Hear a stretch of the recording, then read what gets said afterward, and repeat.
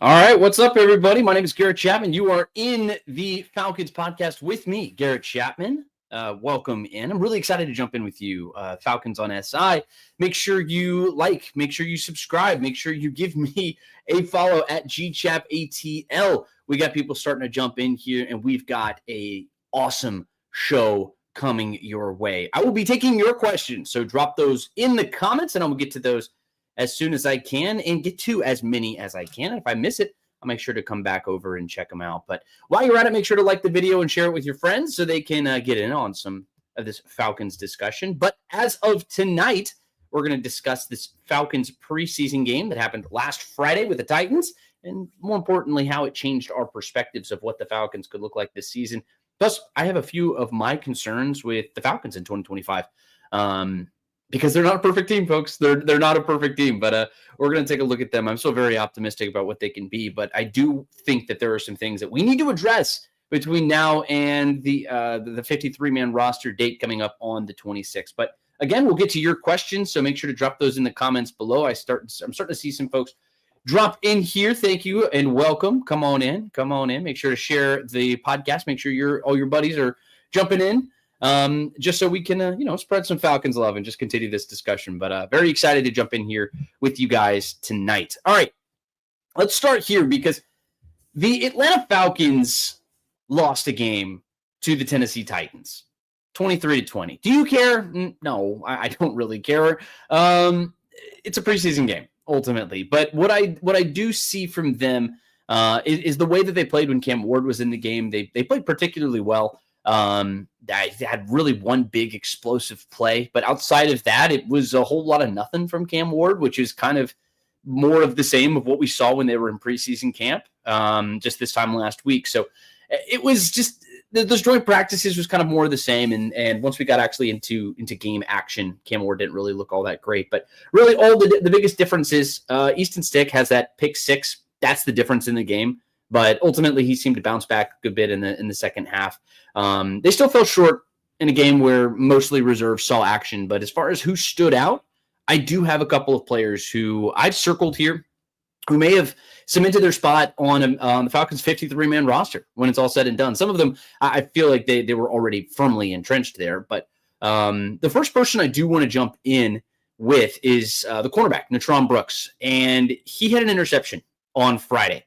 He also had another one on Monday. But this is a guy who's been very sticky in coverage this summer. He's had a pretty good camp, all things considered. He's kind of flown in under the radar for the Falcons this summer and hasn't had his name called very much. But, when a cornerback gets an interception, it kind of forces their issue, right? It pushes their name squarely to the front of the conversation. And you go back and look at what you've written down, and I go through my notes, and I just see Brooks's name written down several times. Oh, good coverage there. Oh, good job there. But it wasn't a name that I initially had highlighted coming into the summer. But, this is one of the beautiful things about training camp is that it changes your perspective. And Natron Brooks has been a perfect example of that.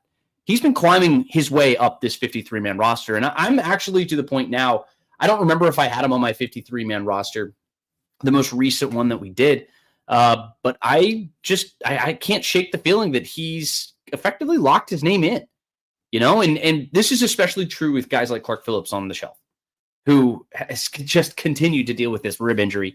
And I know several people had a lot of things to say about Clark Phillips on YouTube specifically, and I appreciate all of the comments that people drop in with. I thought that they had invested enough in Clark Phillips that they weren't going to let him go. But Natron Brooks is forcing the issue here. And I think he's making the question very it's the question is looming here over Clark Phillips now, and it's a credit to what Brooks has been able to do. On Monday, I think that sort of reinforced what I was feeling, right? He simulated being the first cornerback off the bench, right? There was a lot of game simulations with the starters and the second team. It wasn't necessarily the cleanest practice necessarily, but it was the first type of practice that we saw more game type of reps. It was closed to the entire public, and it was just the media.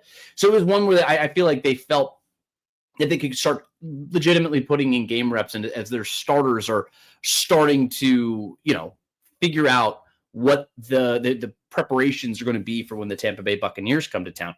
And he was the first corner off the bench. And played several reps there with AJ Terrell and with Mike Hughes. And it's to the point now that I think he's locked his name down on this roster. And now I still think he's going to play on Friday. I still think that he's going to get some of that action, but don't be surprised if he's somebody who has really shot up the list. And it's not just because he had the interception on Friday or on Monday, but it's the fact that he's been sticky in coverage all summer long, and he's just been very, very consistent. And that's just what you want to see from these guys. One of these guys who, the next guy on this list for me, is a guy who, honest to goodness, he had absolutely no pressure about making the roster. He's a first-round pick, but it's James Pierce.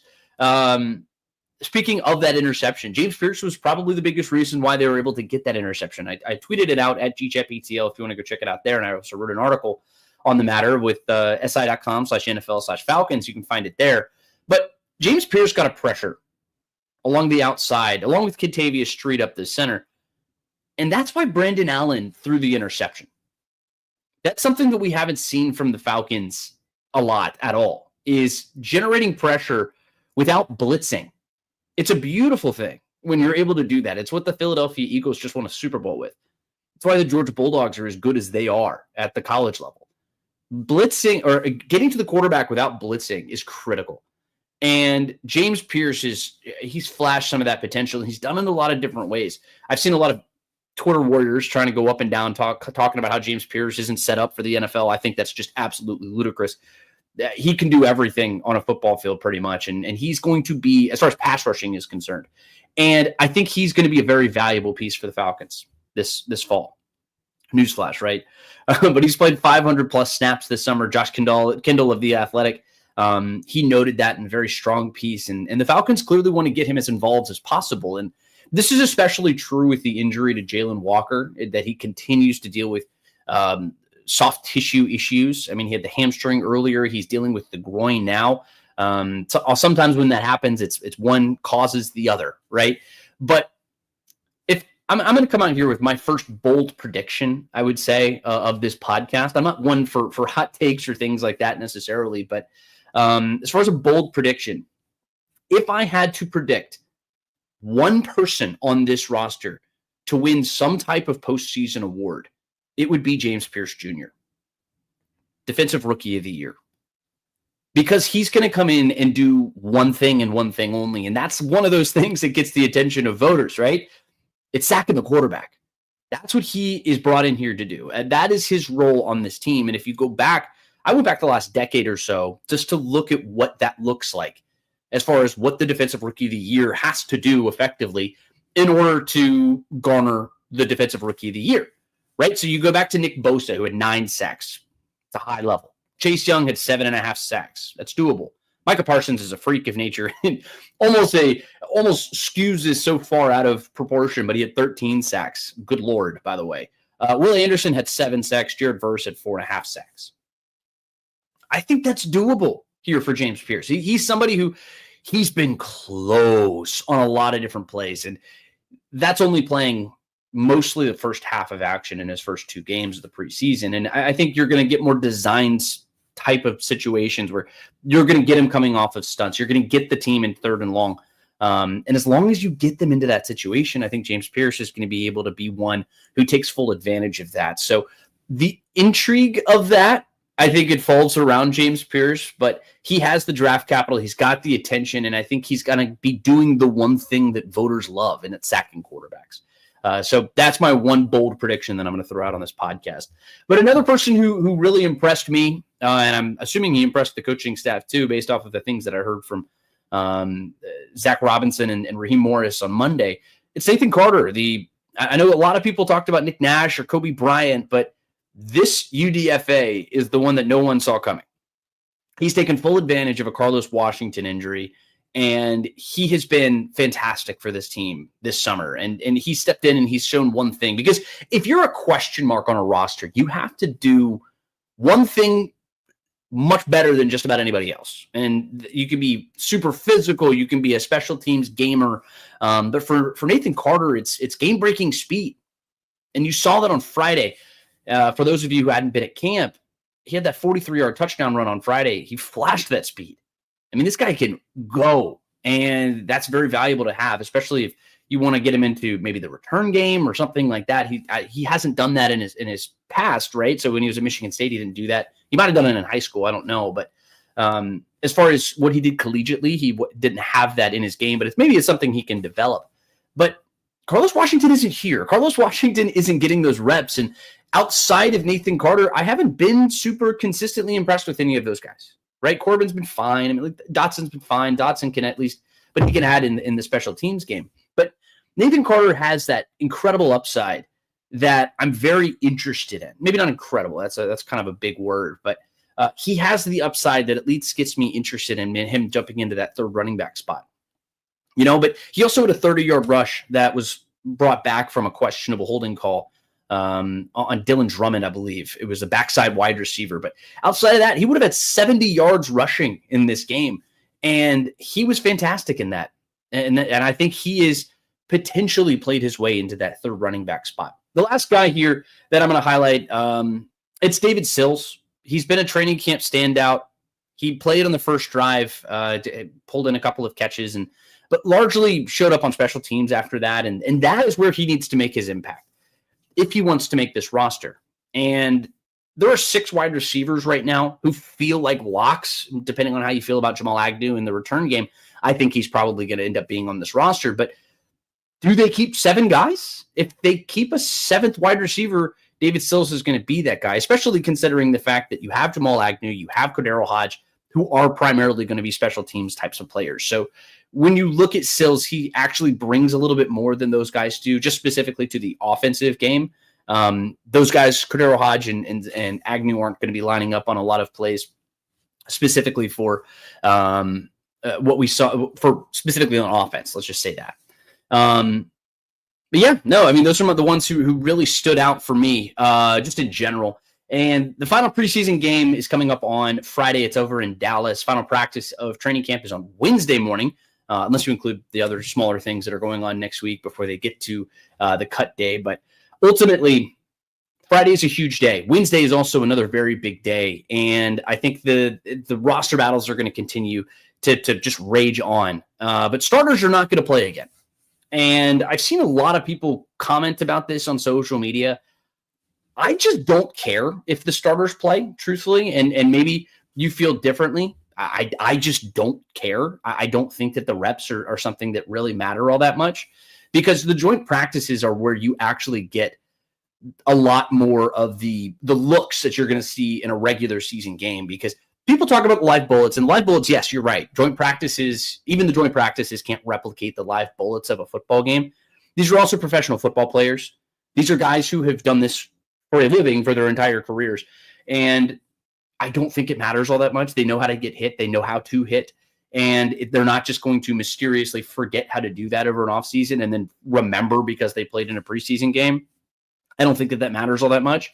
But as far as building continuity and other things like that, you get that in practice. You get that in reps. And that's just as valuable, in my opinion, more valuable, because preseason games can't replicate the looks of a real game. They just can't.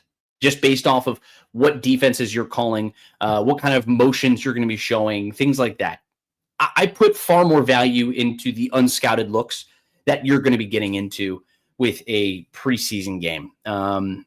It's just the way I feel. But that's it. That's it for the preseason stuff. My rant is done on that. But reminder, I will be taking your questions. I've seen some comments come in. But make sure to follow GChapETL on Twitter. Like and subscribe here. I'm going to take a quick break here. I'm going to take a sip of water. So while I'm taking a sip of water, if you're watching the podcast and you're liking what you've seen so far, give it a like or maybe share it or send it to a buddy or something like that so we can keep this Falcons love going. But give me 2 seconds. I'm going to take a sip of water.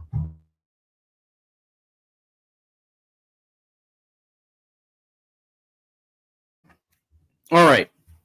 So we're going to get into the biggest concerns that I have here for the Falcons roster here in just a moment. But I do want to go through some of the comments that have come in. I do appreciate all of you who are jumping in here. Larry, what it do? Garrett Chapman, what it do? Larry, man. I'll take 2 or 3 questions. How about that? I'll just go ahead and do that right here. All right, Larry, I'm gonna answer this one. So Larry asks, how do you feel about Kobe Bryant, and do you feel like he makes the roster And do you feel like he makes the roster if we practice squad Kobe might not be very smart. Okay.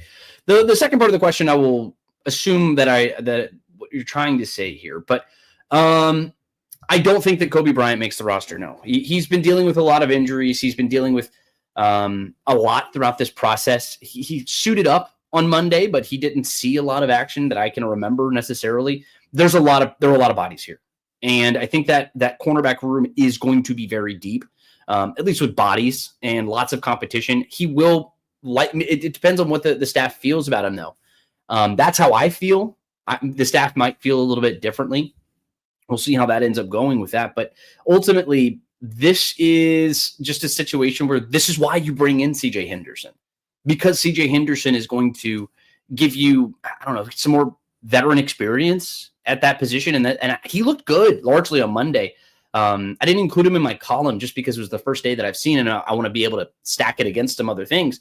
So I'll likely include him. He's going to be someone I'm looking for on Wednesday. But look, there's a reason you go and bring in a CJ Henderson.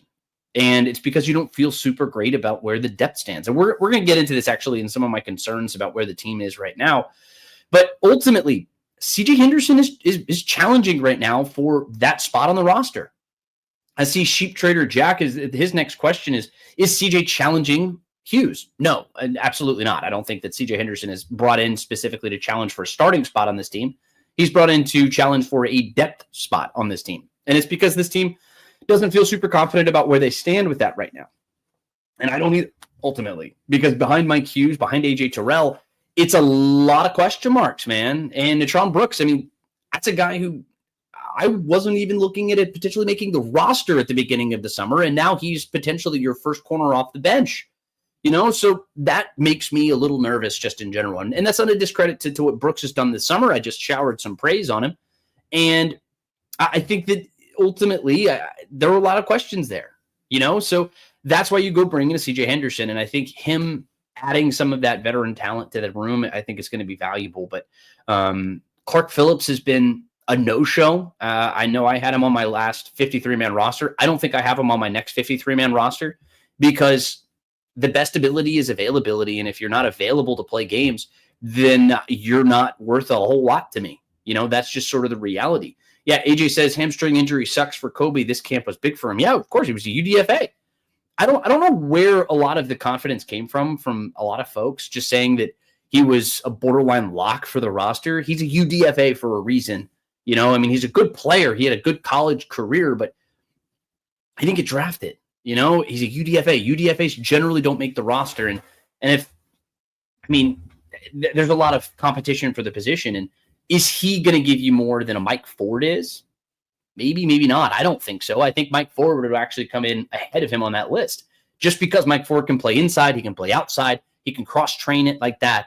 And he can also do a lot for you on special teams. And Kobe, I haven't seen him do anything because he's been hurt and dealing with a lot of injuries. He started the training camp on the NFI list, and then from there, it's been a lot of just injuries and a mixed bag after that. He did have an interception, though, which was nice. But, we'll see as far as what he can do this week and then moving into Friday. But it's going to be a huge week. It's going to be a very, very important week. Trenton says, hey, Garrett, I expect our corners to stay the same. Hughes, Alford, then Phillips addition of Bowman. We'll see what happens with Clark Phillips. Billy Bowman, I believe, is going to be your starting cornerback when it's all said and done at the nickel position over D. Alford. But AJ Terrell and Hughes, those guys are going to be your outside cornerbacks. If Bowman can make his way in there, I just prefer Billy Bowman to D. Alford just in general. Alford's had a good camp. He's looked good this summer, but it's also one of the realities of playing in practices is that you're not being asked to tackle guys. And that's really where D. Alford comes up short for me. But just in general, Billy Bowman offers that. That's a part of his game that I don't think that D. Alford has. So ultimately, when you get down to the cornerback depth in this team, it's I think at the top, it has potential to be pretty darn good. But then when you get down a little bit below that, that's when I start to get a little bit concerned. I'm going to keep taking your questions throughout the show. Trenton, I see you have one more thing. He says, James Pierce, as strong as he is fast, surprised me. Yeah, no, his speed to power is very impressive, Trenton. That's a great observation. So I'm going to keep taking y'all's questions just as we go. I'm going to try to jump into it, but I do want to get into some of my concerns before we do that. Appreciate all the folks who are jumping in here. We got almost 100 people jumping in here, so I'm very excited about that. Thank you for all of you who are joining me on a beautiful Tuesday evening. Very rainy here in the city of Atlanta, so it's perfect to jump in and listen to a podcast and maybe have some fun, talk a little Falcons. So appreciate all of you who have taken the time to do so. All right, let's move into some of my concerns for the Falcons this fall. And I'm going to start here just because it's the wide receiver position, I think, at the very top is solid, if not very good, right? I mean, I put out a piece on how Mike Clay and the rest of the folks at ESPN feel about the wide receiver position in Atlanta. They have him at 18. I feel that's way too low just because of the presence of Drake London.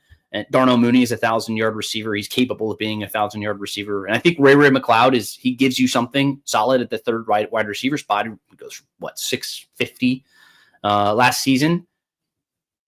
That's 1, 2, 3 is solid. And then if you include like a Kyle Pitts or something in there, I don't necessarily just because he's a tight end, but he's been cross-training with the wide receivers all summer. And I mean, largely he's considered a wide receiver, and he had 600 plus yards in consecutive seasons. So I almost consider him to be a wide receiver. But behind those guys, specifically Ray, Darnell, and Drake, it's shaky, right?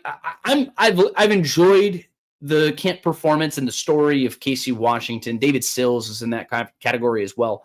But there's not a whole lot that gives me a ton of confidence. And we saw kind of a snapshot of that on Monday because Ray McLeod didn't practice. Darnell Mooney is still dealing with his undisclosed injury. And Drake London had kind of a slow start.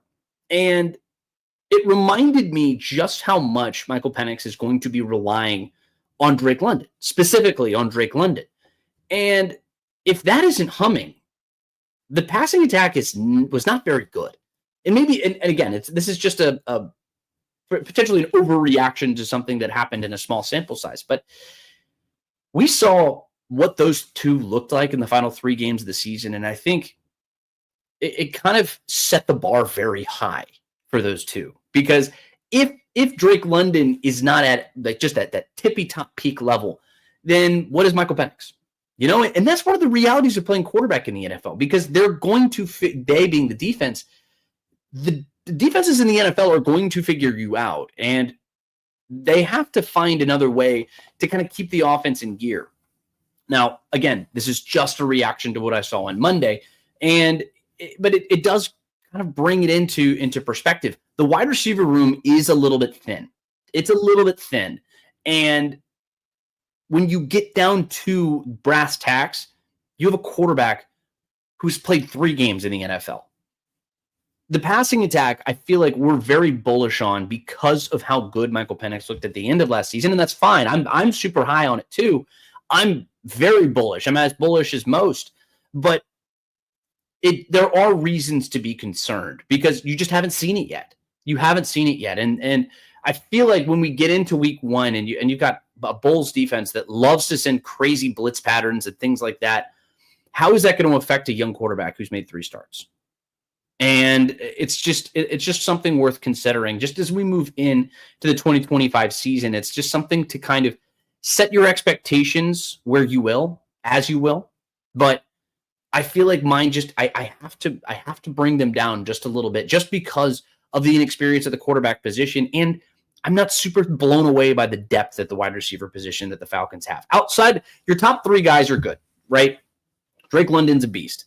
But outside of that, and Darnell Mooney is continuing to deal with soft tissue issues like he did at the end of last year. And then Ray, what is Ray? Is he really going to be a number 2 option? Is he a really solid number 2? I don't know. I don't really know if he is. Let's move into another one. It's the depth on the offensive line just in general. Storm Norton, I mean, he's your swing tackle. Your starting offensive line is fantastic, and we've talked about that being a potential top 10 unit in the NFL. But behind that, and you got to look at individuals like this, it's hard to really judge an entire offensive line just as a unit just coming out of a preseason game, but trying to look at them individually is a little bit difficult. But Storm Norton's he's the swing tackle. He will continue to be the swing tackle, but I mean, he's been hurt. And what that's done is it's given the opportunity to guys like Elijah Wilkinson or Jack Nelson. And they haven't really done a lot with it. You know, in the preseason game on Friday, both of those guys struggled with penalties. Wilkinson, at the very least, he offers you some versatility. He played left guard against the Lions, and then he plays left tackle against the Titans. But Jack Nelson just doesn't look like an NFL-ready tackle. Not yet, at least. And I think he might be able to develop into that, but he's just a practice squad guy right now. I'm a little concerned if you do lose. What's the status of Storm Norton? What is this? And then if you need a swing tackle, I don't think you really have one outside of Storm Norton, assuming that he can't come back from injury, which, again, that's based off of nothing. Assuming he comes back, fine. But what if it becomes kind of a nagging thing that bothers him all season? Then you're exceedingly thin at the tackle position. And then specifically at the center spot in the interior offensive line. Ryan Newsel is a former undrafted free agent. He's been here for a very long time. I'm very excited about what he can do, but I don't like anything that's behind him. Joshua Gray's there, Javon Gwynn's there. It doesn't inspire a whole bunch of confidence just in general. And I would not be at all surprised if they go and bring in a veteran. Maybe one of those two is going to make the 53-man roster and then probably be a late cut, just so they can pull in somebody from a different roster, just because I just don't think that they're giving you enough at the center spot. And bringing in a veteran to have right beside Ryan Newsel this season, I think would prove pretty valuable just in general. And then we go to the defensive side of the ball, and I'm going through, I'm giving you some of the things that, concern me a little bit. I'll continue taking your comments. And if you disagree with me, make sure to drop it in there and tell me why. I'm sure plenty of you guys disagree with me. But the final thing that I'm going to say here is the fact that you have lots and lots of unproven defenders. That doesn't necessarily mean bad, right? I'm very excited about what Billy Bowman can be. I talked about that a little bit earlier. Xavier Watts is somebody who I feel like is taking a next step, and he's probably going to be your starter right there. But if it's not him, it's a journeyman safety, right? Or it's a guy who's a former 7th-round pick in DeMarco Helms, 6th, 7th-round pick in DeMarco Helms. There's the glaring depth issues behind A.J. Terrell, and that's why you go sign C.J. Henderson. Mike Hughes is on the other side, but who's going to – Nitron Brooks? Maybe. I mean, both of those guys have made some plays, but I get a little concerned just in general behind those guys. You're going to carry 6 corners, but D. Alford doesn't inspire a ton of confidence. What happens if Billy Bowman doesn't step up and he makes some rookie mistakes? Do you trust D. Alford to come in and be that guy? He's been good this summer, but his issues have been well documented by the people in the comments. So mostly it's just tackling is his biggest issue. And that's my point. But ultimately, like, we go through this and you go at the second level, there are some second and third level. There are some serious concerns. The defensive line is young. It's inexperienced, and your defensive line, they're kind of going to throw quantity over quality there. I just put out a piece on Brandon Dorless and Ruko Rororo. Those two are going to be really fun players, but there are also guys who've had Dorless had 19 snaps last year. The two combined for like 115 total snaps. That's a reality that we have to grapple with here. There is serious inexperience, and Nate always talked about how he wants to throw players out there for 3 or 4 plays, right? So that means you're going to need a ton of bodies. And that's just one of those things where guys are, you don't have that one big dude like a Grady Jarrett or something out there. David Onyemata can potentially factor in and be that guy. Morgan Fox could potentially factor in and be that guy. He hasn't had the best summer necessarily, but outside of those two, you have lots of young dudes. Zach Harrison's a guy who you're expecting to take another step. Rook, Brandon, those are guys you're expecting to take another step, but you just haven't seen it all the way there yet. And then at the edge spot, I talked about how excited I am about Jalen Walker and Arnold Ebiketie and those guys, but it's not a lot of depth. It's probably good depth by Falcon standard. It's better than it's been probably for a very long time, and I expect the edge position to take another step, but it's young. It's young. And it's just the next step that they got to get into. But ultimately, that's just how I feel about my concerns. And you may feel a little bit differently, but these are I feel these are pretty valid things to be worried about just in general. But as we get closer to this 53-man roster decision, the unfortunate reality of football, it just is what it is. It's the fact that injuries may dictate a lot of decisions on this final roster. And like you look at how Troy Anderson hasn't played really at all. Carlos Washington has not played in weeks. Clark Phillips, Darnell Mooney hasn't been active. Storm Norton, et cetera, et cetera, et cetera.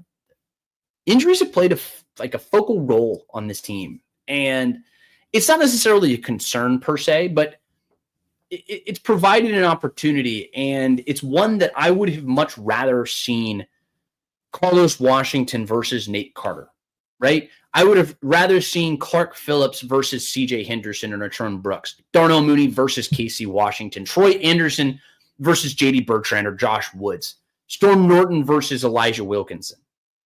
You know, it's something where competition breeds. It's iron sharpens iron, right? That's the old expression.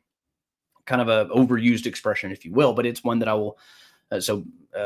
Bear with me on that one. But it's ultimately where this team stands right now. I still feel very confident about where they are heading into week one. I still think that they have a very good shot of winning the NFC South. I still think that they have a good shot of finally snapping that 7-year streak of not making the postseason. But I think I would feel a little bit better if injuries didn't play such a central role for all of these decisions. And it's just, we entered this summer about 5 or 6 roster spots. I think you would say we're up for grabs. And I think it's still about that number. But I mean, ultimately you look at what this team could have looked like versus will look like. And I think injuries play just a very, very large role in that. But again, we won't know anything until we get to the August 26th deadline, where we'll continue talking about roster decisions and things like that. We'll have an immediate podcast as soon as that one finishes up this time a week from now. And that's when we'll really jump and dive deep into the roster. But appreciate all of you guys. So I see some comments are coming in. If you have some concerns or maybe some players who stood out last Friday, make sure to drop those in the comments and we'll jump into it. But I'm going to take your questions now. I see we've got well over 100 folks here, so I appreciate all of you guys who've taken the time to get in here. My name is Garrett Chapman. I'm with Falcons on SI. So if you're new here, welcome. Make sure to subscribe. Make sure to follow along. We do this every single Tuesday at 6 o'clock, also on Thursdays at 6 o'clock. Scott and Nick are going to be back with you on Monday and on Wednesdays at 8:30. So make sure to subscribe. Make sure to follow along. We love talking Falcons, and we love talking Falcons with you. So the more you jump in here, the more we really want to do it. So very, very excited and very much appreciative for all you good folks who are in here with us. All right, so let's jump into some of your comments. I'm going to try to pick up right where I left off. AJ's got a question from YouTube. He says, who do y'all think leads the team in sacks this year, and how many do you think they get? I'm going to say Arnold Ebiketie leads the team in sacks. He's been one of the more undersung heroes for this defense coming into the season. He had 5 sacks in the last 6 weeks of the season last year. The dude broke out in a big, big way. And you factor him into this attack style that Jeff Ulbrich is bringing. And I think these edges are really going to add something. And they've been getting into the backfield. All of them have. And I think Ebiketie is going to be one of the biggest benefactors of that. And I mean, you add Leonard Floyd. I see AJ. You say Leonard Floyd with 8 sacks. I think that Arnold Ebiketie has a higher ceiling than Leonard Floyd. I think Leonard Floyd has a really good floor based off of what we've seen production-wise from him. The veteran's been around for a long time. He plays every game, and he is basically a lock to get 8.5 sacks come hell or high water. So that would have led the Falcons, I think, each of the last, I want to say, 7 or 8 years or something like that. Maybe even going back all the way to Vic Beasley in 2016. But I mean, if you can get to a double-digit sack total, then I'd be very, very excited about that. And that would almost certainly, if you get to 10, 11 sacks, that would probably lead this team in sacks in 2025. So my hope is Arnold Ebiketie. I think Leonard Floyd at 8, I think that's a solid bet just based off of what we've seen from the team in the past. But Jeff Ulbrich's style of play, I think, is going to lend itself to a very sack-happy type of offense, or defense, I should say, especially if this offense is as good as I expect it to be, because then you're going to have a bunch of offenses dropping back to pass and trying to keep up with what I expect to be a very potent Falcons offense. So it's going to provide a lot more opportunities for guys to get in there and get sacks. But Leonard Floyd, I think, is a pretty solid bet. AJ, I'm gonna give you one more question here before we move on. He says, Garrett, who do you think is the leader as the punt kick returner? Is it still Agnew? Yes, I do. I think Jamal Agnew is a guy who the Falcons value. They put on his stats, or excuse me, not his stats, his highlight tape at the early parts of camp, just to show with the other guys what this guy is really capable of doing. He's electric, and he can do a lot of good with the football in his hands. He hasn't been a super active participant just in general, just throughout camp, just at the wide receiver position specifically, or really at all, because he's been dealing with some undisclosed injury. But I do think he is still a pretty much a favorite to make the roster right now. If you depending on how much credibility, maybe not the right word, but how much you put in, how much stock you put into the depth chart that the team releases, he's still listed as a primary backup wide receiver, even though he hasn't taken snaps as a backup wide receiver. That tells me he's going to be the kick returner, and he's listed as the number one kick returner. So I still expect it's going to be him, and he lined back up with the ones in special teams on Monday. DQ, going back to our comment on Nathan Carter. Carter says he has had one good play, which was the TD. Maybe he'll have more success with the number one offensive line.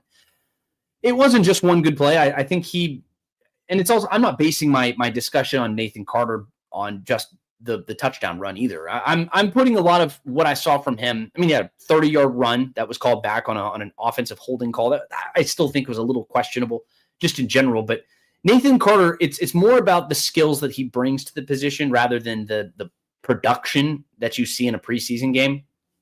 He brings a speed element that this team, I'm sure, would love to have. You know, Bijan Robinson's good. Tyler Algier is very good, and we know how good those two are. But Nathan Carter gives you a speed element that those two guys don't have to the next level. So I think if you can pair that with what you have there, again, I don't think he's going to get a lot of reps necessarily. He probably won't see the field at all, you know.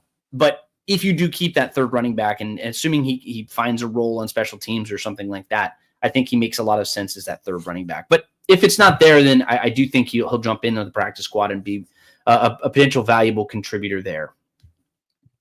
Robert Alkern on Facebook, he says preseason is just a glorified practice for ratings and money. I don't know if they do real good ratings necessarily. Maybe they do, maybe they don't. But I think ultimately preseason is something that's going to go the way of the dodo. I just don't see the value in it, really. It's a gate fee, to your point, Robert, more than it is anything, you know, tangibly valuable for the teams. I don't think that it's all that valuable necessarily, because you don't get great looks. I mean, that's different from what it was maybe in 2009 or something, or 2012 even. But in recent years, teams don't show anything in the preseason. They really don't. And I would actually say that a lot of coaches don't really want to show their best players who they may end up cutting, because they don't want a number one advertisement saying, hey, come grab one of my practice squad players who I may see as a depth player, but I just don't have a spot on the 53-man roster for. That's why you see this in the college game too. People are going away from spring games in college football for the same reason, because you're just advertising what you have in your unlocked trunk, right? You're not going to want to give that away for free. And that's basically what would happen is if you cut a guy, every other team in the NFL has a chance to come in and poach him. So maybe that plays into it. And they always say that it's not an audition for the Atlanta Falcons when you go line up and play in training camp. It's an audition for the other 31 teams as well. So no, I don't think the preseason offers a ton of value. And I think it's ultimately just something where people bicker about it a whole lot. I don't see a ton of value in it ultimately, but it's live reps, live bullets. I think that there is something to be said about that, but these are also professional athletes. Like I mentioned earlier, they don't need somebody to show them how to tackle or show them how to be hit. They've been doing it their whole lives, and they're paid a lot of money to do it. All right, let's jump through here. I'm seeing some comments still coming in, so I appreciate it.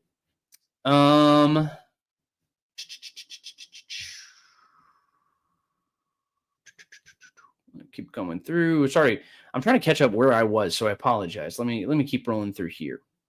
Michael Dunbar, he says he thinks Chris Blair's played well at times. Yeah, he has. I have a hard time believing that he's going to be a guy who makes the roster, and it's just because I don't think he's going to give you more than a David Sills or a Casey Washington at this point.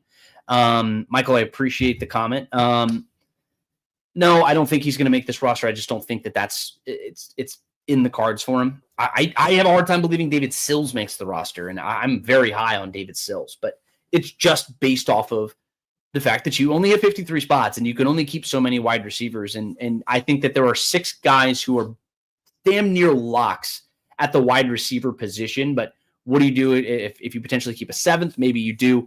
And that would be David Sills instead of maybe a Blair. But we have seen Blair in these preseason games. He's played well. He had a touchdown catch against the Lions, and he's been all right just in general during camp. But I just don't have a hard time seeing him supplanting anybody that's in front of him between now and next week.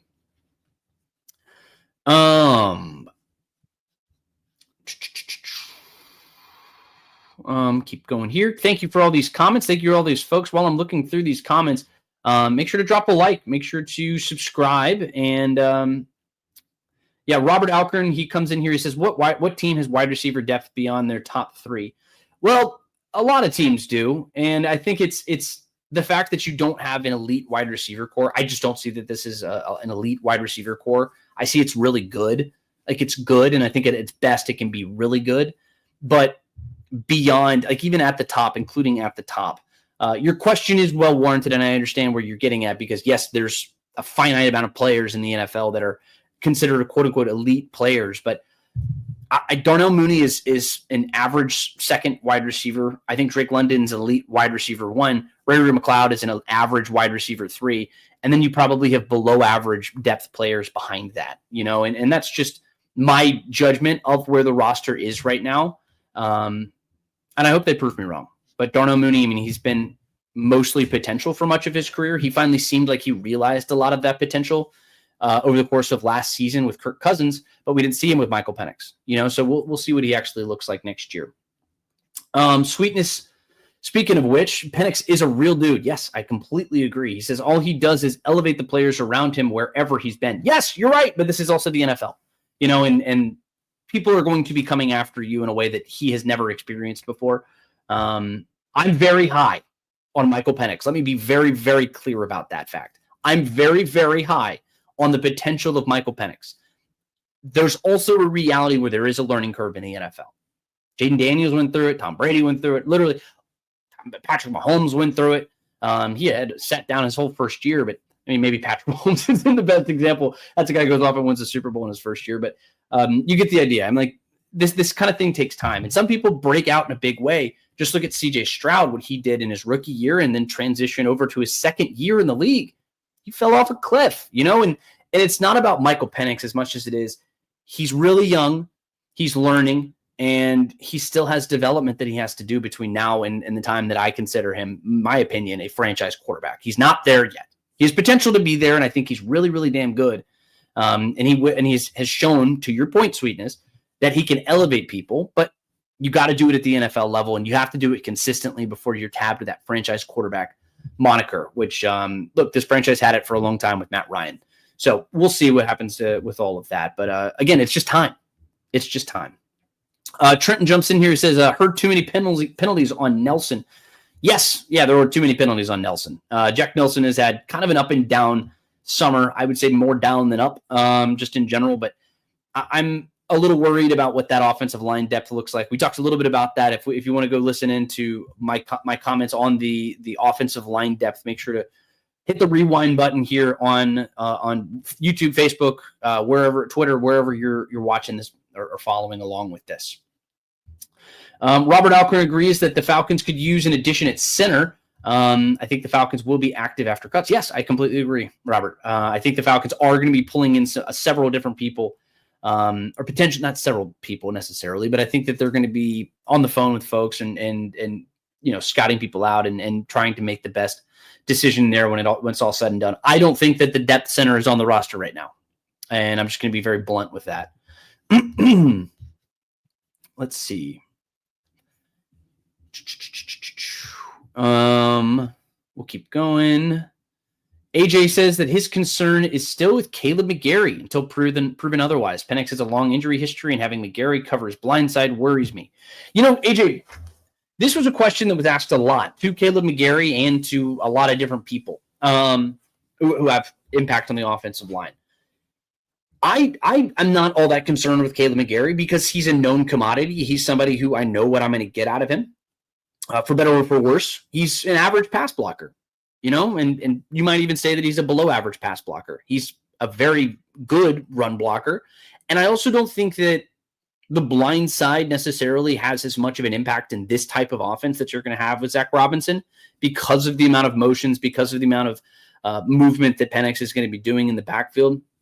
He's going to be getting out of the pocket a lot more than you would expect.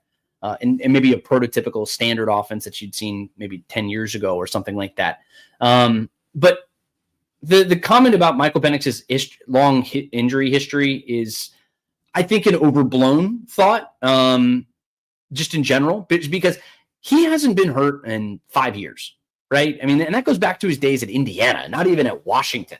And that was a quarterback coach just a head coach who wanted him to kind of be like a guy like Michael Vick, right? He wanted him to get out and he wanted him to run around a lot.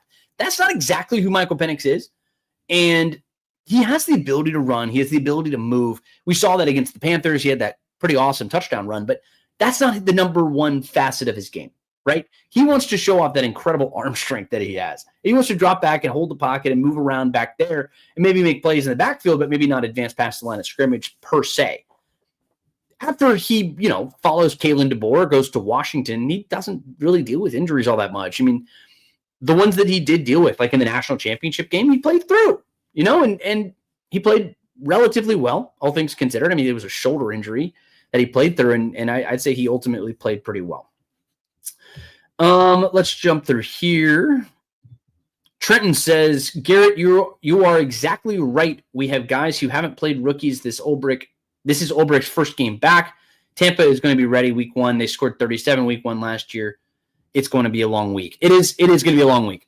And I think, Trenton, to your point, there are a lot of people who are virtually penciling in a W for no good reason. I don't know why people are penciling in a W. The Tampa Bay Buccaneers are very, very good, right? They've won the NFC South 4 years in a row. Yes, I understand you beat them twice last year.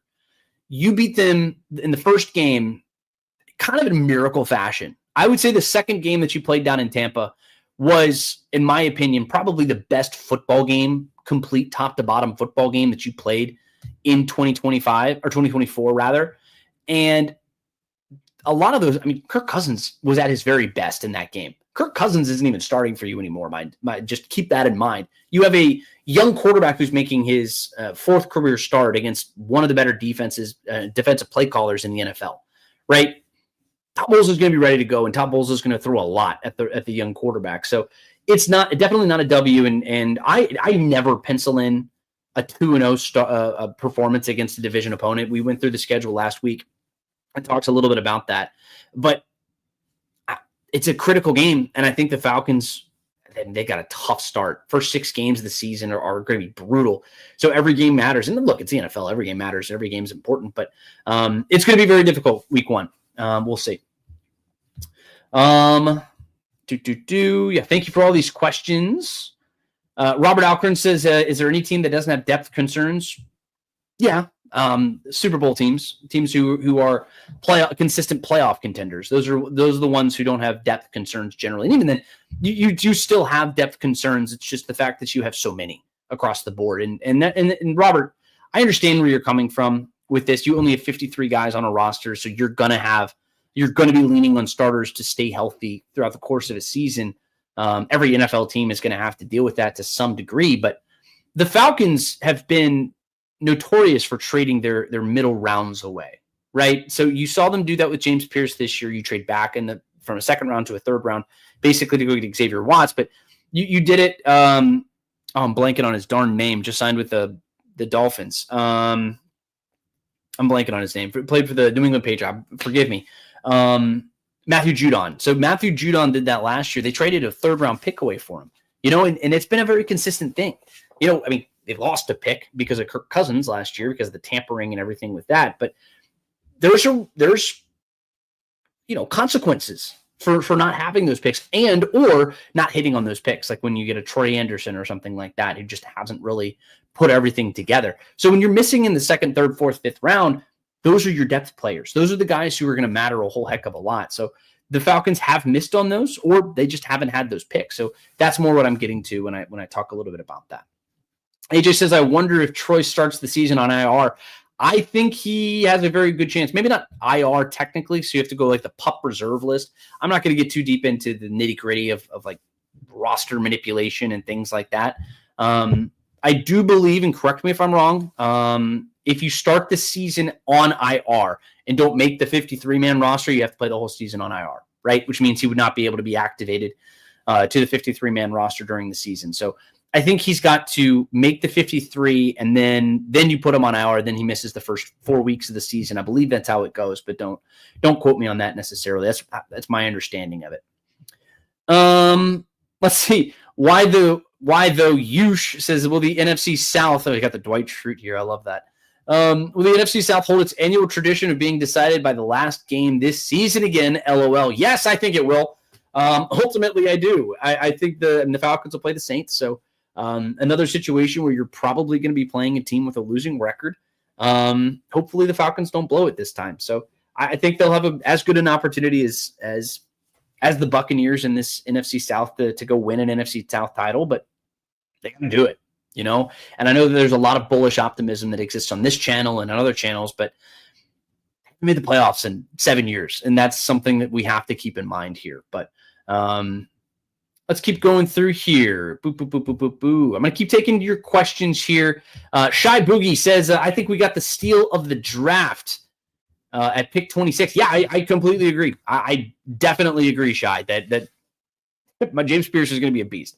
And it's pretty common that you have impact players who are found throughout the course of the first round. And like TJ Watt was found all the way back there. I want to say, Jared Verse was found all the way back there.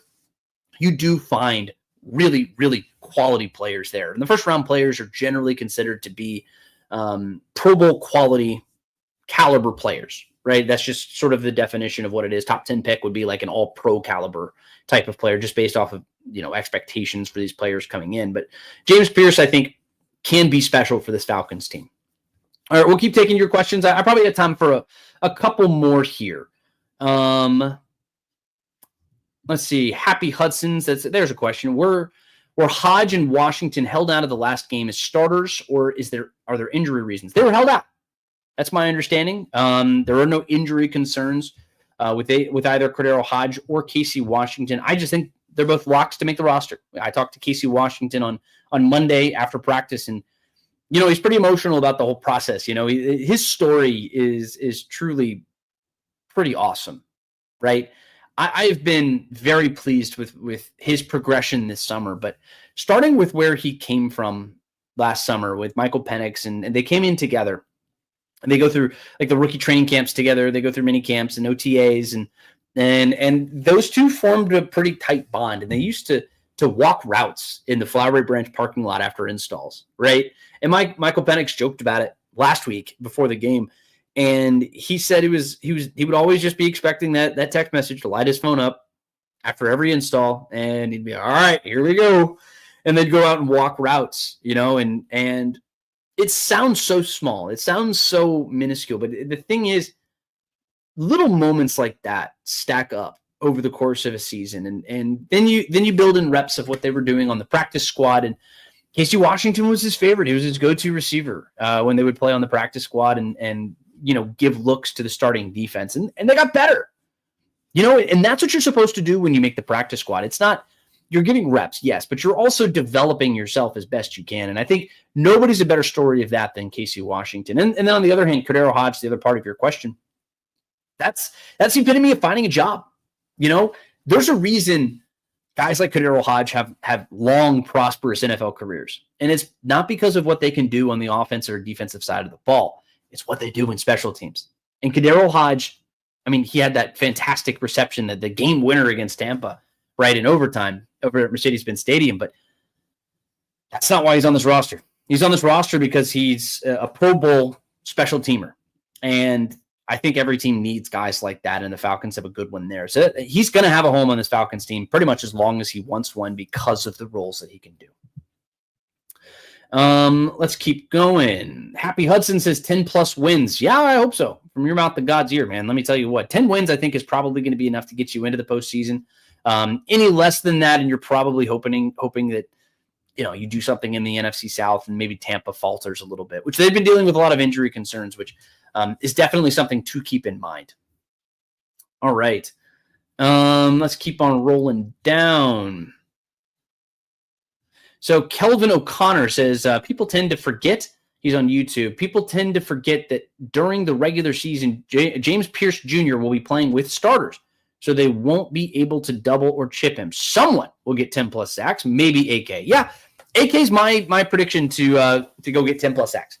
And yeah, they'll still find a way to chip him. Let me be very clear with that. I mean, they find ways to mitigate the involvement of your top pass rushers as best they can, but it will get a little bit more difficult if you have Leonard Floyd or Arnold Ebiketie or these other guys coming off of the other end. And we have seen Arnold Ebiketie in some of these preseason games, but Leonard Floyd is probably the example of somebody who just we haven't seen yet. And when you get guys in the middle and you're kind of giving more, true blitz looks, or you're doing some stunts or things like that, which we've seen a little bit of, like to some small degree, but most of what you see in preseason football is just mano-a-mano. It's 1 versus 1, and you're just going to get back there and see what you can do, right? You're not going to get a lot of stunts. You're not going to get a lot of fancy pressures or things like that because you don't want to put it on tape. You don't want to show your opposition anything before week 1. All right, keep going here. Happy Hudson. Yeah, follow. Thank you, Happy. He's over there on YouTube. He says, smash that like button and share with your Falcons fans. Thank you, Happy. I appreciate you, man. And folks, I have such a ball doing all this stuff with you guys. So the more you like, the more you subscribe, the more I'm able to do all this and kind of keep bringing some of this great content.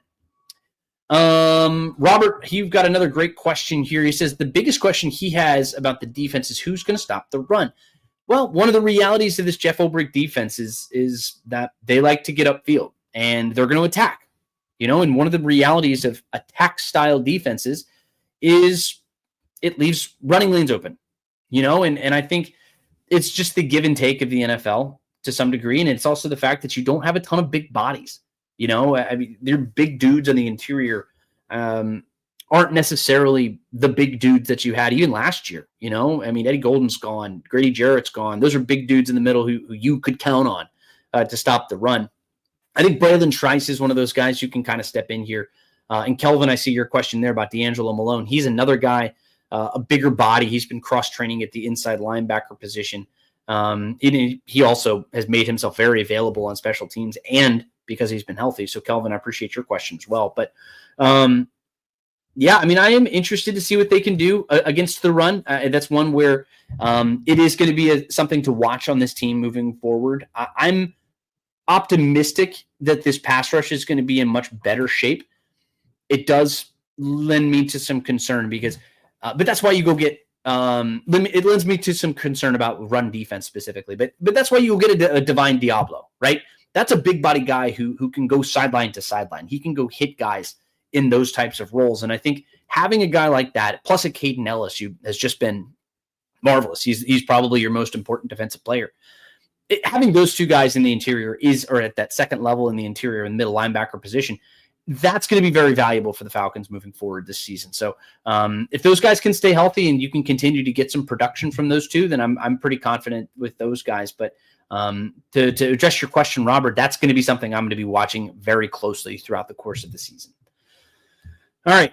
I got time for probably 2 or maybe 3 more questions. Hey, there's Make the World Go Round. He says, if Penix hits, we own the division like the Bills own the AFC North. I hope you're right. I hope Michael Penix hits too, man. I hope that he's going to continue to play at a high level. But again, I got to see it to believe it. I've seen some things in practice. He's looked damn good. He looked really good against the Titans. He looked really good in the final 3 games last year.